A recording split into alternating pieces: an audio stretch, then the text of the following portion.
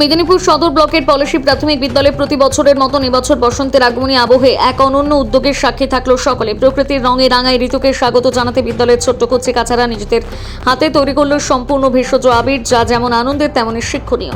গাঁদা ফুল, বিট, গাজর, কাঁচা হলুদ, ধনেপাতা এবং পাকা পুইয়ের বীজ, এইসব প্রাকৃতিক উপাদান থেকে রং বের করে তার সঙ্গে খাওয়ার অ্যারারুট মিশিয়ে সম্পূর্ণ ঘরোয়া পদ্ধতিতে তৈরি করা হয় এই আবির। এতে যেমন ত্বকের কোনো ক্ষতি নেই, তেমনি পরিবেশেরও কোনো ক্ষতি নেই। ছোটদের হাতে প্রক্রিয়াটি শুধু একটা উৎসবের প্রস্তুতি নয়, বরং এক মূল্যবান শিক্ষার অংশ।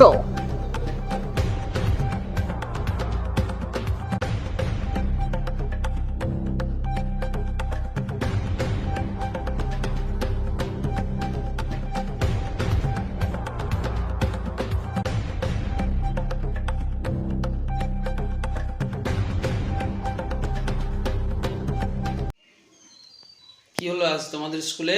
ভেষজ আবির তৈরি হয়েছে। কিভাবে বানালে আবির?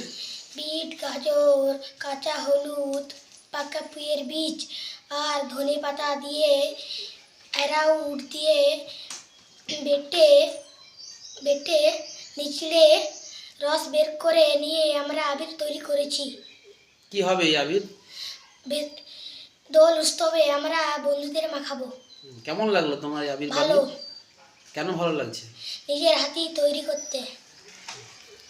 তোমার নাম কি? লক্ষ্মীকান্ত সিং। কোন ক্লাসে পড়ো? 5। আজ কি হলো তোমাদের স্কুলে?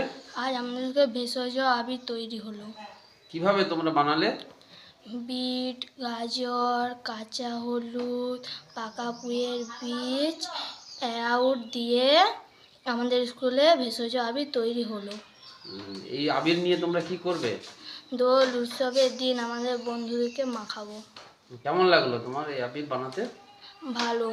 কেন ভালো লাগলো? নিজের হাতে তৈরি করেছি বলে। নাম কি তোমার? ভামনি বেসরা। কোন ক্লাসে পড়ো? ক্লাস 5। প্রতি বছরের ন্যায় এই বছরও আমাদের বিদ্যালয়ে কচিকাচারা তাদের নিজেদের হাতে ভেষজ আবির তৈরি করলো।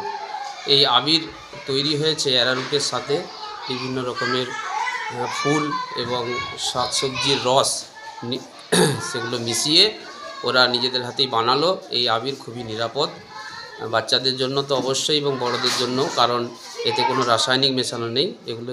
এগুলো দিয়ে ওরা দোল উৎসবের দিন আনন্দে মেতে উঠবে।